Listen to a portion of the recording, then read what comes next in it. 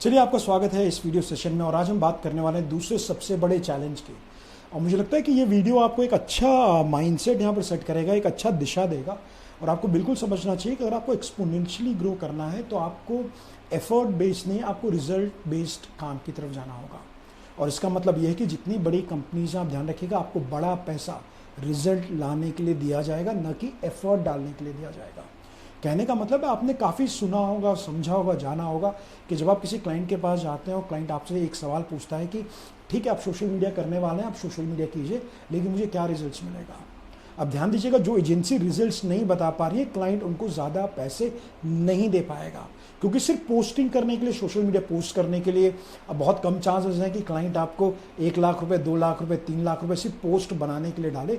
आप, क्योंकि क्लाइंट आपको ज़्यादा पैसा तब देने वाला है जब आप उसको बताएंगे कि आप जो काम कर रहे हैं उसका इम्पैक्ट कंपनी पे क्या पड़ सकता है और क्या वैल्यू आप ला सकते हैं। ये बहुत ज़्यादा इंपॉर्टेंट है। इसलिए ध्यान रखिएगा, अगर आप कंपनी में काम कर रहे हैं तो आपको बिल्कुल ये समझना होगा कि जो भी काम अभी तक आप काम कर रहे थे, लेट्स आप सोशल मीडिया में काम कर रहे हैं और आप सिर्फ पोस्ट कर रहे हैं, सवाल है क्या वो पोस्टिंग वाला जो काम जो आप कर रहे हैं या सोशल मीडिया में सिर्फ जो आप पोस्ट कर रहे हैं वो कितना वैल्यू ला के दे पा रहे हैं। इसलिए आप देखेंगे मार्केट में नॉर्मली सोशल मीडिया में काफ़ी सर्विसेज लोग सेल कर रहे हैं। मैं नॉर्मली देखता हूँ तो कोई 5,000 में बेच रहा है, कोई 7,000 में बेच रहा है, कोई 10,000 में बेच रहा है। सब कुछ सही है, सारे सर्विसेज अच्छे हैं, लेकिन मैं आप सबसे ये कहना चाह रहा हूँ कि आप एफर्ट बेस्ड की तरफ जाइए। आपको ये देखना होगा कि मैं क्या काम करूँ जिससे क्लाइंट को बड़ा फायदा हो सकता है, या फिर मैं जो काम कर रहा हूँ कैन आई चेक और can I evaluate the work that I am doing, and at the same time the impact of this work, जो मैं काम कर रहा हूं उसको कंपनी से क्या फायदा हो रहा है। So this gonna be again very important. आप मान लीजिए अगर आप किसी जॉब में जा रहे हैं और आपसे पूछा जाए कि चलो आपको कितना सैलरी चाहिए, so let's say for example अगर आप 2 साल से 20-25 हज़ार में काम कर रहे हैं, एक अंदाजन के लिए आप शायद जाएंगे और बोलेंगे चलो मुझे 10% हाइक दे दो, मुझे 15% हाइक दे दो, तो शायद 20,000 से शायद आप पहुंचेंगे 25,000 तक पहुंच पाएंगे। एक अंदाजन केस लेके चलते हैं। और आपसे अगर पूछा जाए कि क्यों 25,000 रुपये, क्योंकि आपने बोला कि नहीं, आपने 20,000 रुपये में काम किया था, आप करीब करीब 10 से 15% हाइक आप चाह रहे हैं। लेकिन थोड़ा सा चलिए इस माइंडसेट को थोड़ा शिफ्ट कर देते हैं। मैं चाहूँगा कि आप 2 साल में आप बिल्कुल ध्यान रखिएगा, सैलरी तो आपको मिल रही है, आपको बिल्कुल ये ध्यान रखना पड़ेगा कि कल को सैलरी मिल रही है, सैलरी आपने इस्तेमाल कर ली, सैलरी खत्म हो गई, बट सवाल है आप इंसान कौन सा बन रहे हैं, ये बहुत इंपॉर्टेंट है। इसलिए बहुत इंपॉर्टेंट है कि आप कहीं भी जॉब करें तो एज एन एंटरप्रेन्योर जैसा जॉब करें। वो आपकी कंपनी ऐसे ही सोच के जॉब करे और आप मेहनत करें ताकि अपने स्किल सेट्स को आप एक नेक्स्ट लेवल लेके जा सकें। तो आपको ये ध्यान रखना है कि भले ही मैं 20,000 का जॉब कर रहा हूँ, लेकिन क्या मैं 40,000 का बंदा बन पाया हूँ क्या। This is something which is very important and it should come from with in, rather than you just saying कि नहीं चलो इंडस्ट्री स्टैंडर्ड है, इतना मिलना चाहिए। कैसा रहेगा that in this time of 2 years you get some skill sets, जो मुझे लगता है कि नहीं, जो मुझे 50,000 रुपए मुझे कमाने हैं, तो 50,000 रुपये वाला बंदा क्या रिजल्ट डिलीवर करता होगा। If you can make those things in chart और in table, if I can see कि ठीक है 50,000 वाला बंदा is very good with Google tag, तो क्या मुझे गूगल टैग आता है क्या। 50,000 बंदा is very good with CRO, okay, क्या मुझे CRO आता है क्या। 50,000 बंदा, 1 लाख रुपए बंदा can do media plan, can I do media planning. This is something which is very important and what results I can bring in. तो मुझे लगता है कहीं ना कहीं आपको you have to go data driven होना पड़ेगा और आपको समझना पड़ेगा what are skill sets I need to have. तो जॉब में अगर आप जाएं तो कैसा रहेगा, आप कुछ ऐसा बोले कि देखो मैंने सर के साथ काम किया था या किसी प्रोजेक्ट में काम किया था जहां पर हमने 1 लाख रुपए डाले और मैंने करीबन करीब इतने एफर्ट्स मैंने डाले, इसके लिए मैंने इतने ये सब स्किल सेट्स मैंने सीखी, और 1 लाख रुपए डालने के बाद मुझे 10 लाख का बिजनेस हुआ, और 10 लाख का बिजनेस मेरे मेहनत के कारण भी हुआ, मेरे स्किल सेट के कारण हुआ। So with the help of my skill set someone has made 10 lakh rupees with my input.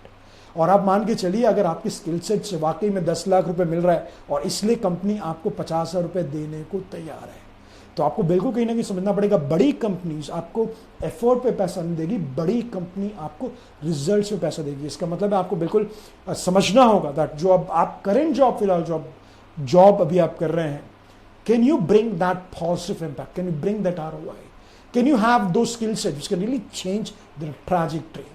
और रूल बहुत सिंपल है, देखिए आपको समझना होगा कि मैं क्या करूं जिससे I can bring more results, which is really very important. So इसलिए मैं हमेशा बोलता हूं कि when you are in a job, try to be in exploring,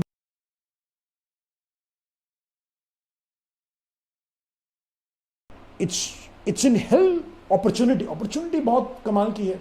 और इसलिए मैं हमेशा कहूंगा कि जब भी आप जॉब करें तो हमेशा सोचें कि can I bring some new skill sets on table, can I bring some new results.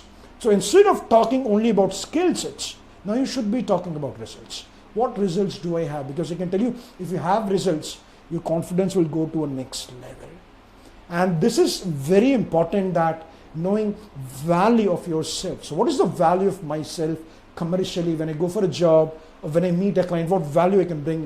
यही एक रीजन आप मान के चलिएगा कि आप बिल्कुल आप इससे बात से सहमत होंगे कि एग्जाम्पल थोड़ा साधारण दे रहा हूं मैं आपको एग्जाम्पल कि एसईओ पढ़ के पढ़ाना और एसईओ रिजल्ट्स लाने में जमीन आसमान अंतर है. सो आप देखिए, मैं कई इंटरनेशनल क्लाइंट्स के साथ भी काम किया, and one thing I only show them कि देखो मैंने इतने कंटेंट लिखे, मैंने इतना रिजल्ट इन क्लाइंट्स के लिए लाया, इन्होंने इतना पैसा बनाया, और इतना पैसा बनाने के लिए आपको मुझे इतना पैसा देना होगा. Now this is something which is very important. और मैं चाहूँगा पॉइंट नंबर 2 बिल्कुल ध्यान रखिएगा कि it's not about effort based, it's all about result. Focus on results. What results can you bring in, right? This is something which is very important, and this is one of the difference between being a digital marketer and being a performance marketer. एक और छोटा सा उदाहरण आपको देना चाहता हूँ. मेरे एक मित्र हैं and he is into pediatric, वो डॉक्टर हैं, बच्चों का देख रेख करते हैं. he is a doctor, good friend of mine, and every month he runs ad, हर महीने ऐड चलाते हैं. और मुझे कभी कभार बहुत खुशी होता है कि अब देखिए बीकॉम का स्टूडेंट भी फेसबुक ऐड जानता है, वो भी ऐड चला लेता है. बीकॉम का बंदा, बीसीए का बंदा भी आज गूगल ऐड चला रहा है. लेकिन सवाल चलाने का नहीं है, सवाल है can we bring those results on consistent basis. This is something which is very important. तो डॉक्टर साहब ऐड तो चलाते हैं, he runs ad, and every time he give me a call and say Saurabh ये सही है क्या, सौरभ ये सही है क्या. So it's not about starting a campaign, keep this in mind. This is all about getting results on consistent basis, and this is a major difference between a performance marketer and a digital marketer. तो आपको results लाने होंगे, मुझे लगता है ये 2 बहुत important है. And try to focus that you should bring tangible results which can be measured with right KPI as early as possible. आप जितने कमाल के रिजल्ट्स लेकर के आएंगे, आप उतना तेजी के साथ ग्रो करेंगे. तो मुझे उम्मीद है सेकंड चैलेंज आपको समझ में आ रहा है, विच इज एफर्ट बेस्ड.